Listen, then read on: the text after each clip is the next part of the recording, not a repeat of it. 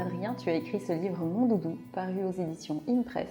Et une question que l'on peut se poser, est-ce que tous les enfants ont un doudou aujourd'hui? Alors, est-ce que tous les enfants sans exception en ont un? Je ne suis pas sûr, et on pourrait rencontrer plein de parents qui auraient envie de nous dire non, mon enfant n'en a pas, qu'on lui en ait offert un ou pas.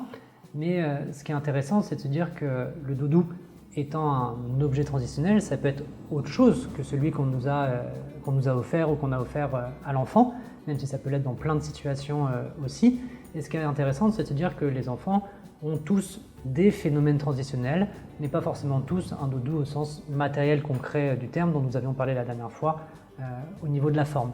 C'est-à-dire que les phénomènes transitionnels qu'on peut retrouver en lien avec le doudou, c'est par exemple l'enfant qui va gazouiller dans son lit pour s'endormir, celui qui va tirer sa couverture dans un sens spécifique pour s'endormir, ou qui va la tapoter pour pouvoir s'endormir, ou celui qui va prendre par exemple un objet différent tous les jours pour aller chez mamie, parce que ce qui fera transitionnel, c'est simplement de prendre quelque chose de la maison pour aller quelque part, sans que ça soit forcément un objet fixe.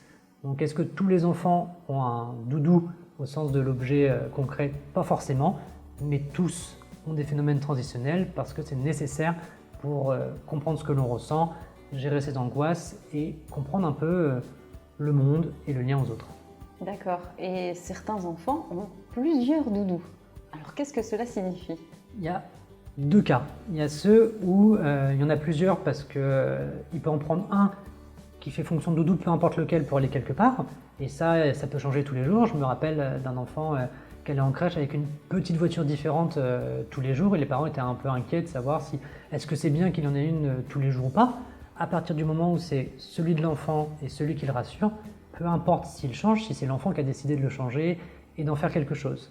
Et pour d'autres enfants, surtout en grandissant, ça peut arriver qu'il y ait plusieurs doudous parce qu'ils ne vont pas avoir exactement les mêmes fonctions.